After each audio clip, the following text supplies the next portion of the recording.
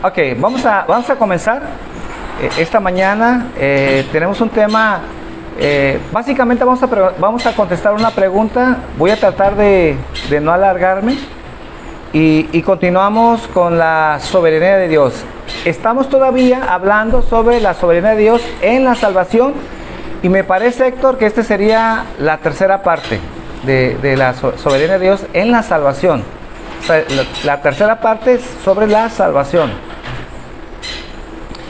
Y esta mañana vamos a encontrar una pregunta, yo considero una de las preguntas más complicadas, más polémicas, que a veces se suelen tocar dentro de la iglesia. Y quiero advertirles, esta mañana, si ustedes de repente, pues quedan por ahí patinando con esto, bueno, lo que a mí me interesa es que abran su corazón. Y como he dicho al principio, dejemos que las escrituras hablen por sí solas. ¿Qué significa esto? Que no tenemos necesidad de esforzar un versículo o la palabra de Dios para tratar de decir lo que uno quiere decir, ¿no? Entiendo que a veces hay versículos en las escrituras que es difícil de entender. En verdad, a veces nos topamos con algunos versículos que no entendemos, pero ¿cuál es la manera de resolver ese problema cuando no entendemos? Bueno, irnos a otros versículos, que esos versículos de alguna manera nos expliquen lo que no entendemos en ese pasaje. Lo que no se vale y lo que no es correcto y lo que es muy común a veces en las iglesias es sacar un solo versículo, ¿verdad? Y hacer de ese versículo una doctrina, cuando no encontramos en otras partes de las escrituras lo que estamos explicando. De hecho, yo diría que es muy peligroso hacer una doctrina basada solamente en un versículo. Y más si ese versículo solamente lo sacamos fuera de su contexto. Les pongo un ejemplo antes de empezar. Proverbios 18:21. Dice Proverbios 18:21, el poder de la vida está en la lengua. ¿Qué es lo que se enseña de este versículo? Bueno, que si tú pronuncias muerte, te vas a morir. Si tú pronuncias vida, vas a vivir. Dicen, tenemos que tener mucho cuidado con lo que hablamos porque la lengua tiene poder. ¿Eso es lo que está diciendo en realidad ese versículo? Ahora, ¿cómo lo podríamos constatar? Pues nos tendríamos que ir a otros pasajes, a otros versículos de las Escrituras en donde apoyen eso que está enseñando ese pastor o esa iglesia, ¿no? Que la lengua tiene poder de tal forma que lo que tú pronuncies inclusive te puede quitar la vida. Bueno, déjenme decirles que este versículo, en primer lugar, está fuera de su contexto. Si leemos todo el capítulo 18, ¿de qué está hablando? De la forma en que hablamos. Que nuestras palabras pueden herir, nuestras palabras pueden levantar falsos testimonios. Y cuando levantamos falsos testimonios, en aquel entonces no solamente implicaba ser preso, vamos a verlo de esa manera, sino quitarle la vida. Quitarle la vida a una persona por el falso testimonio. Por eso este versículo dice, nuestras palabras pueden lastimar, pueden herir. Pero no está diciendo que tiene poder, ¿verdad?, para dar vida, ¿verdad?, en el sentido de que nos pueda quitar la existencia, o que nuestras propias palabras pues nos puedan dar la vida. Eso no significa. Y aparte, si eso signicara, deberíamos encontrar otros pasajes en las Escrituras que nos enseñen que en verdad la lengua tiene poder en ese sentido. Y no vamos a encontrar ningún pasaje. Lo que sí vamos a encontrar, por ejemplo, en Santiago, es que nuestras lenguas tenemos que cuidar lo que hablamos, ¿verdad? Porque no puede de una misma fuente salir agua dulce y agua salada. No podemos con ella bendecir y con ella maldecir. ¿Por qué es importante explicar eso? Porque los pasajes que yo voy a estar citando esta mañana, no tengo necesidad de esforzarlos. Simplemente ustedes tienen que leerlos. Y lo que el Espíritu Santo habla a sus vidas, eso es lo que en realidad está hablando sin manosearlo. Y aparte, que vamos a leer muchos versículos, que no solamente hay un pasaje para explicar lo que quiero enseñar, sino que son muchos pasajes que enseñan sobre esta pregunta. Una vez explicado eso, demos gracias al Señor. Padre, esta mañana te damos gracias Y te pido, Padre, que tú nos sigas enseñando sobre tu soberanía, Señor, que hemos aprendido estas últimas semanas, que para ti no hay límites, Señor. No hay nada que esté fuera de tu alcance, Señor. No hay nada que esté bajo tu dominio, Señor. Todo está bajo tu control, Señor. Todo está bajo autoridad. Y aunque de momento veamos, Señor, que algo pasa, algo sucede, y que nos parezca que salga de control, en realidad, Señor, nada sale, Señor, que no esté bajo tu autoridad, Señor. Y te pido que esta mañana, Señor, abras nuestro corazón, abras nuestro entendimiento, Señor, porque trataremos, Señor, con una de las preguntas más complicadas, más difíciles, Señor, y que de ninguna manera, Señor, pretendo violentar, Señor, el corazón de la gente, sino más bien, Señor, que meditemos en ella, Señor, y que seas tú el que hables a nuestras vidas y a nuestro corazón, Señor. Te damos gracias en el nombre de Jesús. Amén. La semana pasada estuvimos viendo y contestando a la pregunta: ¿por qué Dios a unos salva y otros no? ¿Cuál es la razón por la cual algunos son predestinados para salvación y otros no? Y la respuesta que dimos, o la respuesta que da las Escrituras, no es por ninguna razón que esté en las manos del hombre. Ya lo explicamos con varios pasajes. ¿Por qué? Porque la misma Biblia dice que todos merecen la condenación. ¿Por qué algunos son salvos? Por nada que haya en el hombre. Porque todos, en verdad, merecemos la condenación. Entonces Dios, en su soberanía, a unos decide darles justicia y a otros gracia. Esa es la respuesta que da las Escrituras. No hay otra. ¿Cuál es la razón por la cual unos se salvan y otros no? Porque a algunos les da justicia.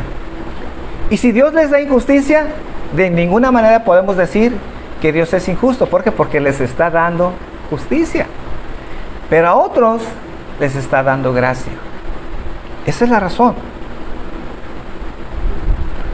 Dice Efesios capítulo 1, versículo 3. Con esto quiero dar una pequeña introducción. Efesios 1:3 al versículo 5. Bendito sea el Dios y Padre de nuestro Señor Jesucristo, que nos bendijo con toda bendición espiritual en los lugares celestiales en Cristo, según nos escogió en Él antes de la fundación del mundo. ¿Qué dice? Nos escogió en Él antes. No estamos violentando el versículo, es lo que dice. No me estoy esforzando en tratar de decir que somos escogidos antes de la fundación del mundo. Todavía no hemos nacido, todavía no pecaba Adán, pero ya habíamos sido elegidos. Es lo que dice. O al menos que alguien me diga que dice otra cosa. Pero eso es lo que dices, sin tratar de esforzar nada, ¿verdad? Para que fuésemos santos y sin mancha delante de Él en amor, habiéndonos predestinados para ser adoptados hijos suyos por medio de Jesucristo, según el puro afecto de su voluntad. ¿Por qué Dios los escogió? Es que muchos quieren explicar. Es que Dios vio que esa persona iba a creer, se iba a arrepentir, que iba a ser buena. Dice aquí, los escogió por el puro afecto de su voluntad. Él decidió. No pidió consejos, no había nadie para decir, bueno, a quienes sí y a quienes no. Él decidió a quién iba a escoger. Porque dice aquí el versículo 5, nos escogió según el puro afecto de su voluntad. Y luego dice en el versículo 11, nos brincamos del 5 al 11, dice, en Él asimismo tuvimos herencia, habiendo sido predestinados conforme al propósito del que hace todas las cosas según el designio de su voluntad. Pablo diciendo, Él escogió y Él hace todas las cosas de acuerdo al designio de su voluntad. ¿Por qué unos son salvos y otros no? Porque está en su voluntad. O sea, no se debe nada en el hombre. No porque cometió buenas obras, no porque cometió malas obras. No tiene nada que ver eso. Sino Él escoge de acuerdo al designio de su voluntad. Ahora, este pasaje que acabamos de leer estos dos pasajes que acabo de leer, se nos dice en qué punto del tiempo fuimos escogidos. ¿En qué punto fuimos escogidos? Antes de la fundación del mundo, antes de ser criados. Aún no habíamos nacido y aún no habíamos hecho ni bien ni mal, cuando Dios ya había elegido quién sería salvo. También se nos dice el propósito de ser escogidos. Dice que para que seamos santos y sin mancha delante de Él. ¿Por qué Dios nos escogió? ¿Con qué propósito? Para ser santos y sin mancha delante de Él. No nos escogió porque éramos santos o porque éramos más buenos que otras personas. No éramos buenos, totalmente nada que ver con la bondad de Dios. Al contrario, éramos pecadores, dignos de la condenación. Mas, sin embargo, el propósito de ser escogidos para que fuésemos santos y sin mancha delante de Él, y también para ser adoptados sus hijos. Obviamente este es otro tema, ¿no? Pero no fuimos escogidos para ser parte de estar con Él en su presencia, ¿verdad? De que no fuéramos condenados, sino dice para ser sus hijos. Ya que nos hubiera escogido o que Dios hubiera escogido a ciertas personas, eso ya es una bendición. Pero que nos haya dado el derecho y la potestad de ser sus hijos es otra dimensión.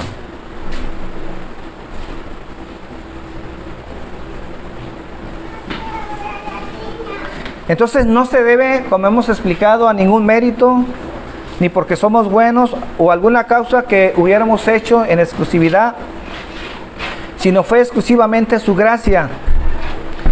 Y también vemos en este pasaje el motivo por el cual nos indujo a escogernos. Dice que fue por el puro afecto de su amor. Fuimos escogidos por el puro afecto de su amor. Cuando Dios decide escoger a un remanente, a un pueblo para que sea salvo, lo hace en un acto de amor. Esto significa, porque también ese es un problema, que tampoco es el tema, es que Dios no puede forzar a nadie a salvar si alguien no quiere. Pues yo les pregunto, las gentes que aman a Dios, si alguien se siente forzado a amar a Dios, o se siente forzado a alguien en este día que no quiere ir al cielo, y bueno, y si no quiere ir al cielo, pues se me haría incongruente que esta mañana estuviera aquí.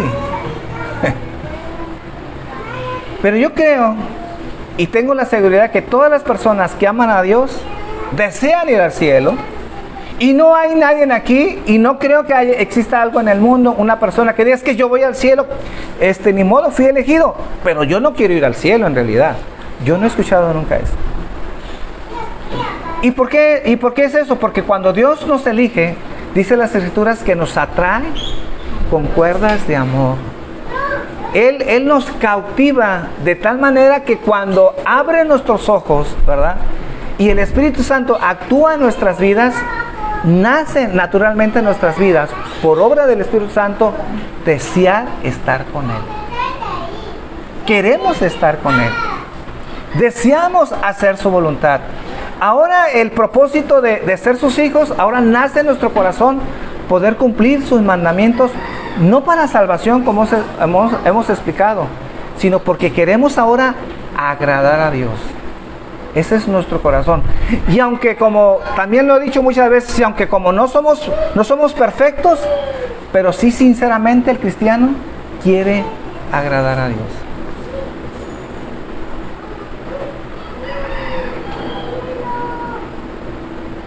Entonces, uno de los puntos más controversiales en la predestinación es que quieren atribuirle una causa o un motivo por el cual el hombre es escogido. Pero en la Escritura no hay ningún versículo, ni un pasaje o un versículo malentendido que diga que hay alguna razón en el hombre por el cual los haya escogido. No existe. Sino lo que hemos leído. Nos escoge por el puro afecto de su voluntad y su motivación es por su amor. Entonces quieren atribuirle un derecho a la criatura para recibir salvación, pero no existe. Entonces no son escogidos por ser buenos, pues dice la Escritura, no hay ninguno bueno, ni siquiera uno. Dice Mateo 19:17. Tampoco es por causa de que hubiesen hecho buenas obras. Dice Romanos 3:12, no hay quien haga lo bueno. No hay ni siquiera uno.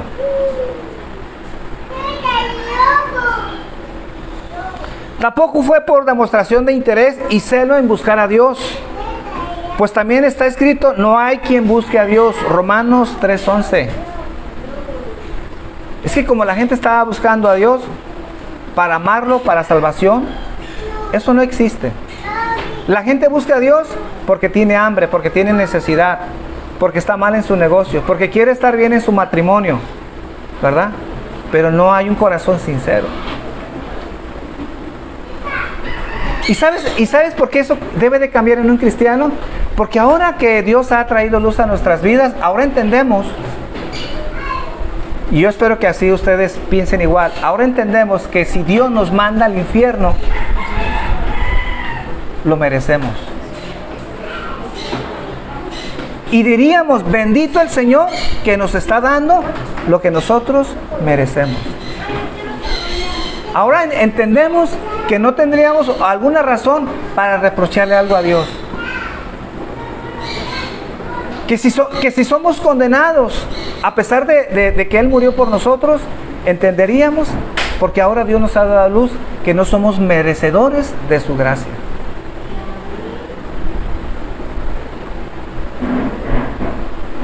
Y no como quieren enseñar, ¿verdad? Es que eres de tanto valor que Dios murió por ti. ¿En dónde dice eso en las Escrituras? ¿En dónde dice que eras tan maravilloso que Dios no resistió y Dios tenía que morir por ti? Es que es de tanto valor que Cristo murió por ti. No. Dice las Escrituras en el libro de Efesios que estando muertos en nuestros delitos y pecados, Él murió por nosotros.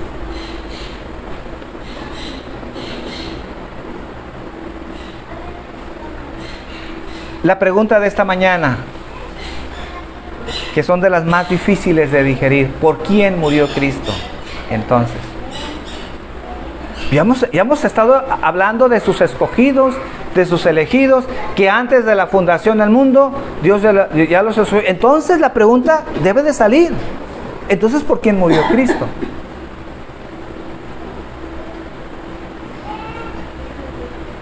La mayoría de los cristianos, la mayoría de las iglesias dicen, Cristo murió por todos. Entonces, ¿hay elección o no hay elección? Lo que acabamos de leer, lo forzamos de tal manera para decir que sí hay elegidos o en verdad la Escritura enseña, no solamente en un pasaje, en un versículo, sino en muchos pasajes, a lo largo de todas las Escrituras, sobre todo en el Nuevo Testamento, podríamos citar muchos versículos, no uno, ni dos, ni tres, ni cinco, ni 10. Muchos versículos que hablan de que Dios predestinó a algunos para salvación. Y si eso es cierto, y si eso es verdad, entonces contestemos la pregunta, ¿por quién entonces murió Cristo? Yo sé que no es difícil, yo sé que no es fácil de contestar eso, pero tenemos que pensar en eso. Antes de contestar con esta pregunta hay que tomar en cuenta dos puntos muy importantes. Hay que tomarlos para entonces poder contestar eso. El primero es tomar en cuenta cómo la gente es salva. Y creo que todos estamos de acuerdo, la mayoría de las iglesias, aunque la gente no esté de acuerdo con esta pregunta, pero la mayoría de las iglesias se enseña que es por gracia. Yo creo que ahí todos estamos de acuerdo. ¿Por qué la gente se salva? Por gracia. Hay sus excepciones, ¿verdad? Por ejemplo, la iglesia en Roma dice que es la gracia, pero también las obras. Nadie... ¿Y por qué son las obras? Porque te haces cristiano, pero si pecas, ¿qué pasa?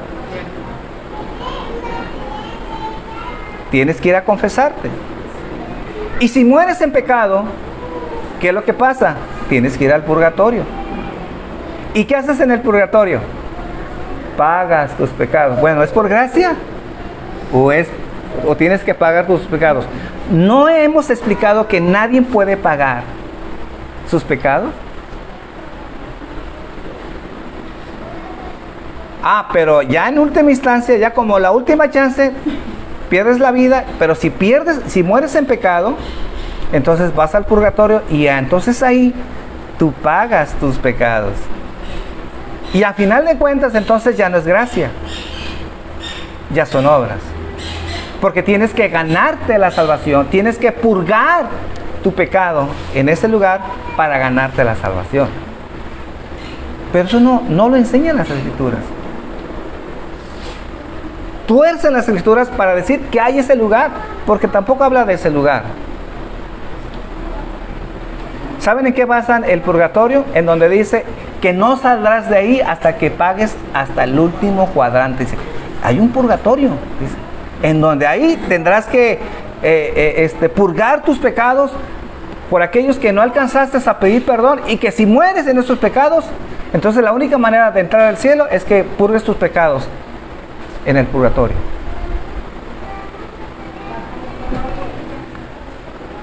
Y en segundo lugar, que hay que tomar en cuenta antes de contestar esa pregunta,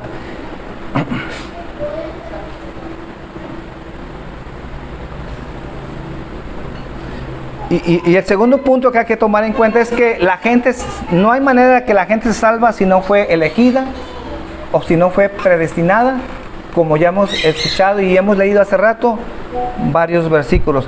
Entonces volvamos a la pregunta, ¿por quién murió Cristo? Bueno, es obvio que no murió por todos, porque Dios ya sabía a quién había elegido. Porque podemos decir que Cristo murió en la cruz para hacer una salvación efectiva. No murió en la cruz para estar esperando a ver quién se salvaría, a ver quién sería salvo. La Biblia dice que Él pagó nuestros pecados en la cruz.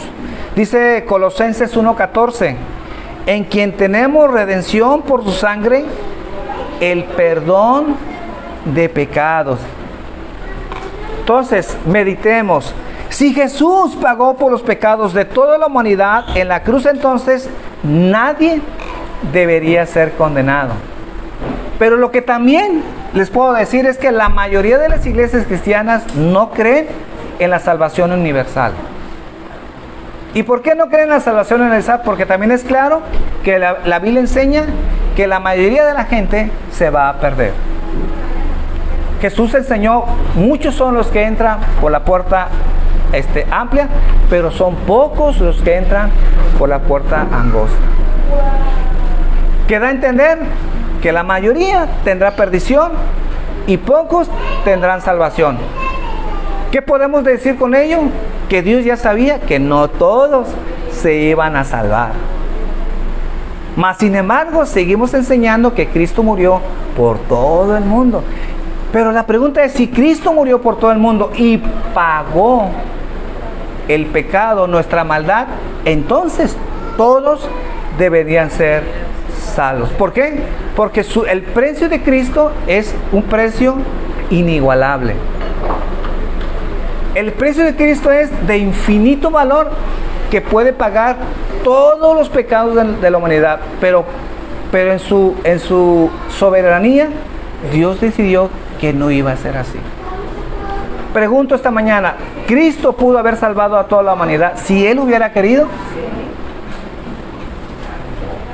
Su vida es de tanto valor que cubre cualquier pecado que la humanidad pueda cometer. Mas sin embargo, no fue así. Yo sé que de repente esto choca con nuestras mentes, porque a veces, no, entonces no murió. Entonces, ¿qué dice Juan 3:16? Que de tal manera amó Dios al mundo. Eso tiene una explicación también.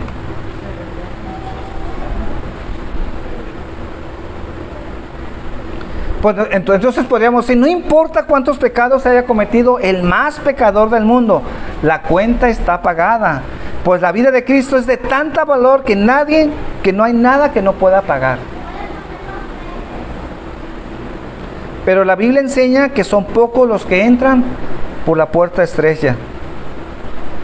Por eso yo digo esta mañana que sería un grave error creer que Jesús se propuso la salvación de todos, cuando en virtud de su omnisciencia sabía que eso nunca ocurriría.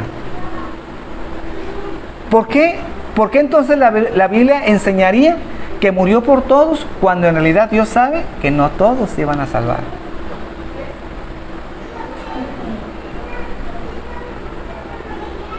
Entonces Cristo murió para hacer posible la salvación de toda la humanidad, sino para hacer segura la salvación de todos los que el Padre había escogido.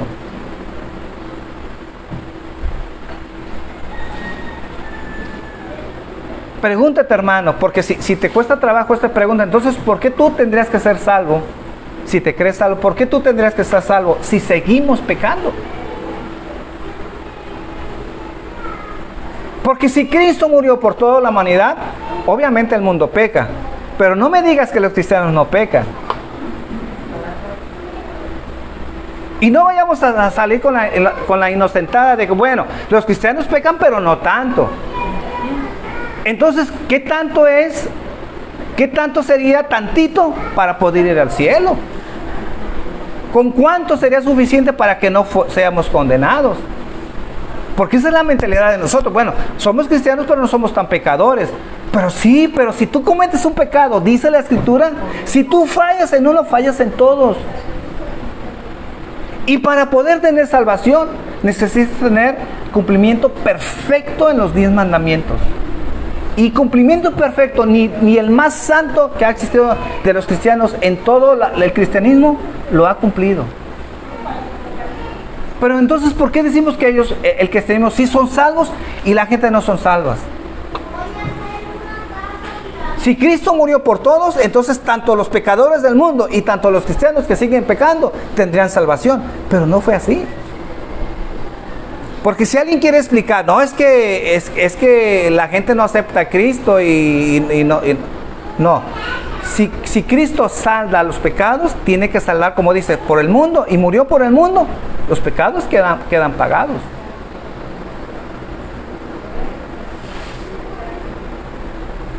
Porque sucedería lo mismo con el cristiano. Pues nosotros somos cristianos, amamos a Dios, pero seguimos pecando.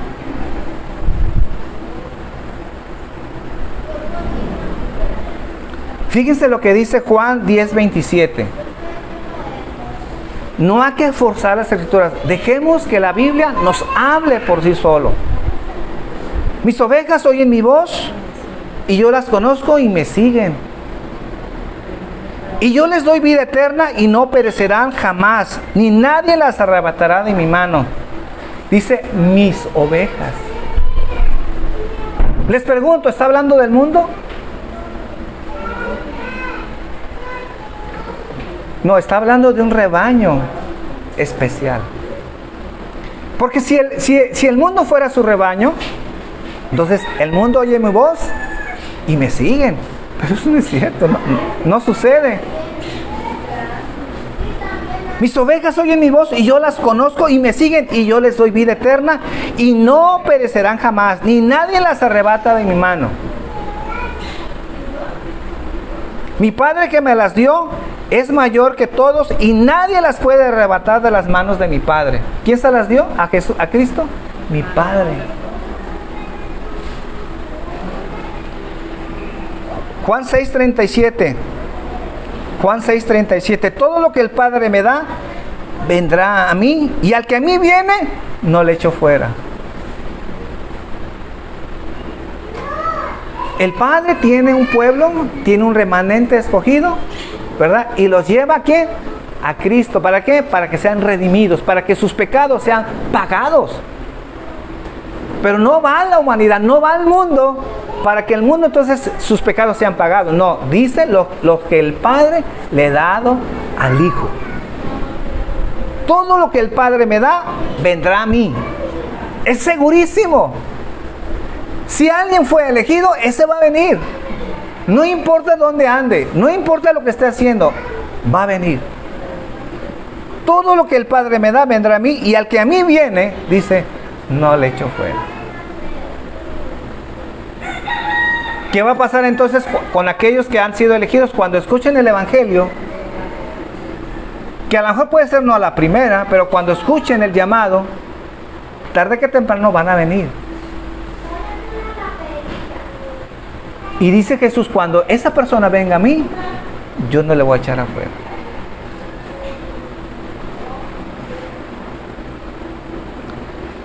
Juan 17:1.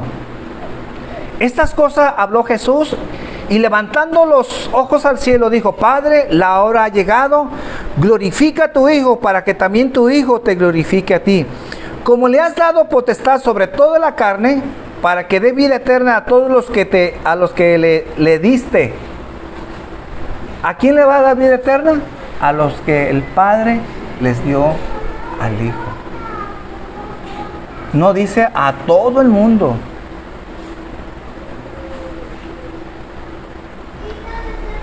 En el versículo 6 de Juan 17, he manifestado tu nombre a los hombres que del mundo me diste. Tuyos eran y me los diste, y han guardado tu palabra.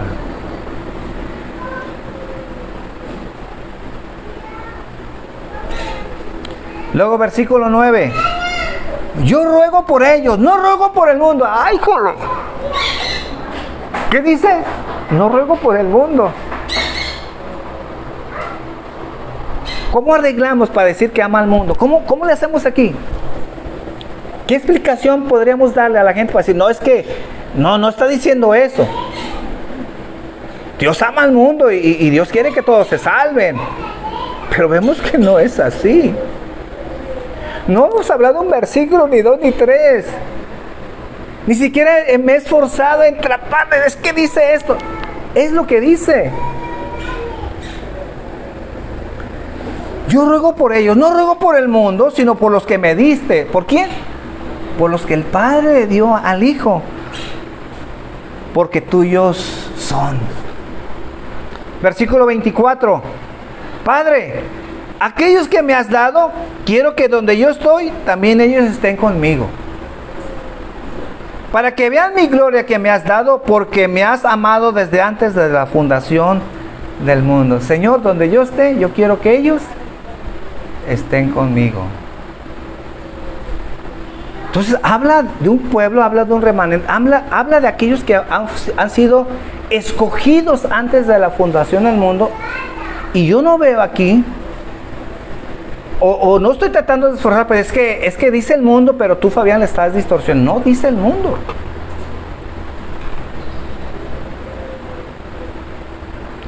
Antes de la constitución del mundo, el Padre predestinó a un pueblo para ser hechos conforme a la imagen de su Hijo, y la muerte y la resurrección del Señor Jesús tuvo por objeto llevar a cabo el propósito divino, salvar a esos que el Padre le había dado al Hijo.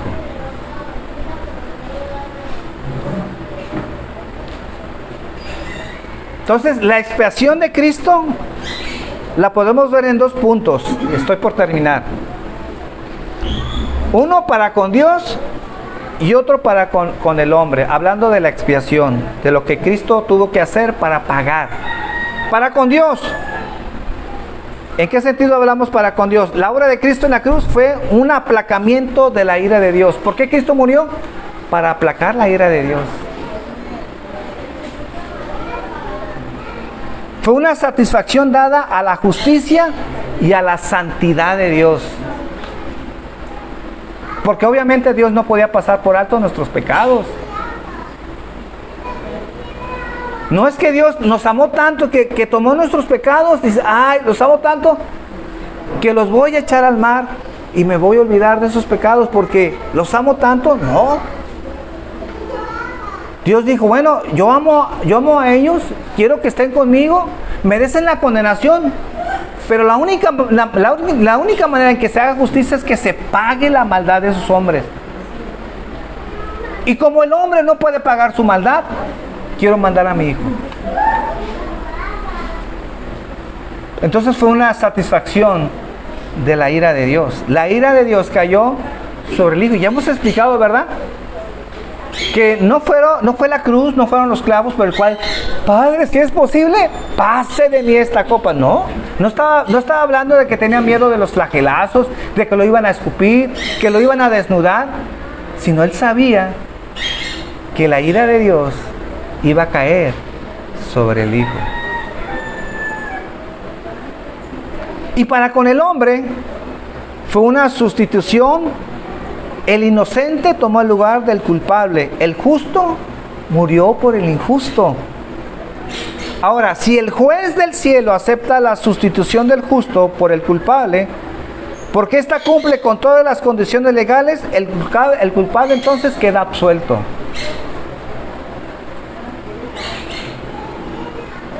Si Dios murió por ti, y en verdad Dios pagó por tus pecados, entonces no tienes deuda que pagar. La deuda ha sido saldada. Entonces la cuestión que estamos planteando es: ¿por quién fue ofrecido el rescate? Si fue ofrecida por toda la humanidad, entonces la deuda de que tenía el hombre, cada pecado de la humanidad entonces quedó saldada. Entonces ningún hombre debería de perecer. Si Cristo fue hecho maldición por toda la raza de Adán, ninguno finalmente debería ser condenado.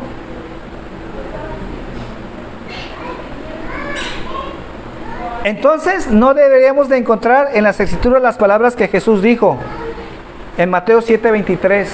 Si Cristo murió por todos, entonces este pasaje en Mateo 7:23 no debe de estar ahí. Porque dice: les declararé, nunca os conocí, apartaos de mí, hacedores de maldad. Que con esto estamos diciendo que no todos son salvos, que no hay salvación para toda la humanidad.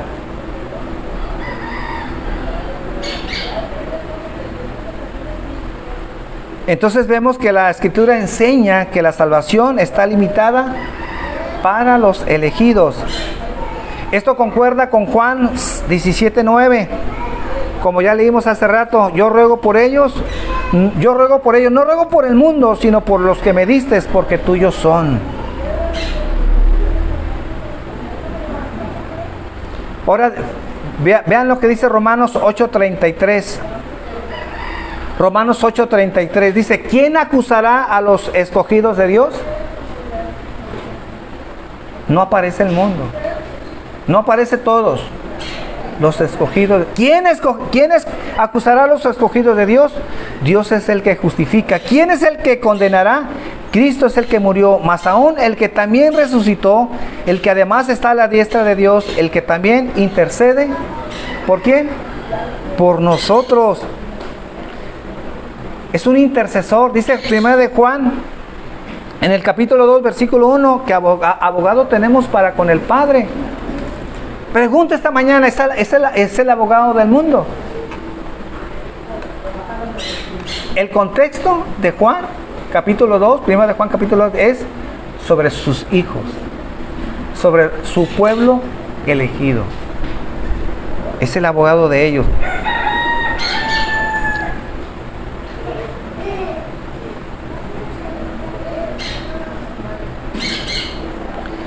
Entonces, si Cristo intercede solo por los escogidos y no por el mundo, entonces podemos concluir que Cristo murió por sus elegidos, no por todos. Vamos a continuar, porque no he terminado con esto. Vamos a continuar hablando sobre la soberanía de Dios en la salvación, porque es muy importante estos temas. Y yo sé que son temas que no son comunes que se enseñen. Pero eso nos debe de llevar a reflexionar cuando hablamos de la predestinación. Porque todas las iglesias creen en la predestinación, ¿eh? No hay iglesia que no crea en la predestinación. Pero lo único que cambia es la manera en que Dios predestina. ¿Qué creen la iglesia reformada? Que Dios predestina conforme a su propósito. ¿Qué cree la iglesia que no creen en ese punto, que Dios predestina conforme a las obras, que Dios vio las obras de la gente, que Dios sabía el futuro, y como vio que alguien iba a escoger a Cristo, entonces lo escogió, lo eligió. Esa es la diferencia. Pero todos creen en la predestinación, ¿verdad? La diferencia está en que cómo es que Dios predestinó a la gente. Bueno, por las obras no hay un versículo que les favorezca. No hay un pasaje que les ayude a decir que Dios escoge por las obras de la gente. Pero lo que sí encontramos es que Dios escoge a su pueblo elegido por su designio de su voluntad y por gracia. Que no nos gusta esta pregunta, bueno, pues eso es otra cosa. Que de repente se nos tuerce a veces lo que teníamos como idea de que pues Dios amó al mundo y murió por el mundo, pues déjeme decirle que no es así. No es así. Entonces, difícil de digerir, yo lo entiendo. Pero hemos hablado varios pasajes, no uno ni dos. No me he esforzado en tratar de explicar el pasaje tratando de manipularlo, sino los mismos pasajes explican uno con otro, no se contradicen, hablando la idea de que Dios muere por sus escogidos. ¿Por qué? Porque su salvación es efectiva. Cuando hemos sido elegidos, dice Jesucristo, nadie las puede arrebatar de mi mano. No hay manera. Por eso nos lleva a otro tema, ¿verdad? La salvación no se pierde, pero eso es otro punto. ¿Y por qué no se pierde? Porque la salvación no está en nuestras manos, está en manos de Él. Si estuviera en nuestras manos, todos hoy en día la hemos perdido. Amén. Porque a mí se me hace muy presuncioso y muy presumido aquel que cree que la salvación la obtiene por sus obras. Y está frito esa persona. Porque en verdad se ha envanecido creyendo que se puede ganar la salvación cuando en realidad seguimos siendo pecadores. Pregúntenle a Pablo. Dice, me salvó a mí siendo ¿qué? El primero de los pecadores. ¿Y cómo se sentía él aparte de eso? Dice, yo que soy el menor de todos.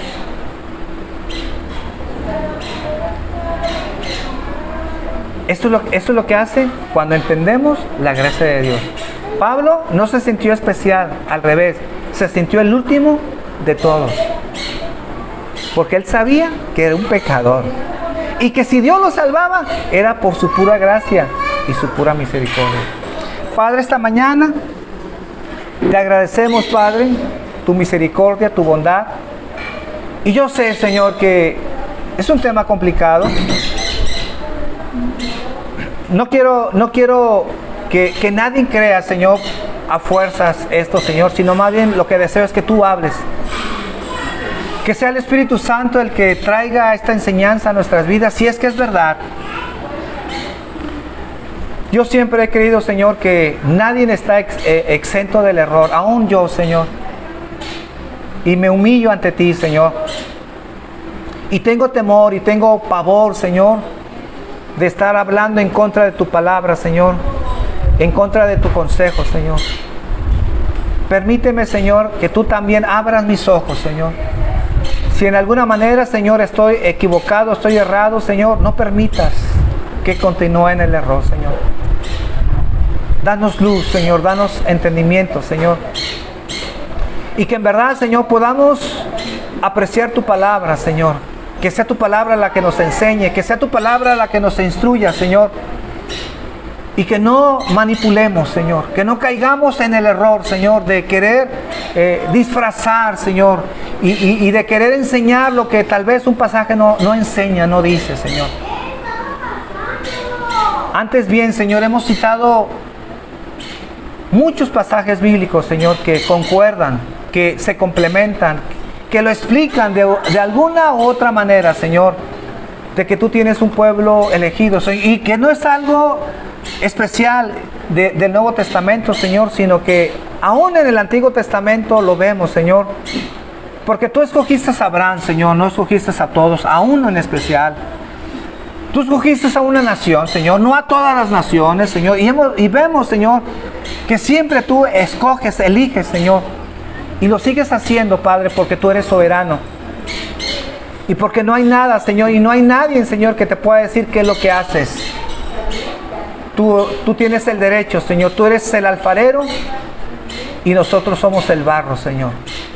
Te damos gracias esta mañana, Señor, y en ti descansamos, Padre. Danos tu paz. Danos tu guianza, Señor, en el nombre de Jesús. Señor, también queremos darte gracias.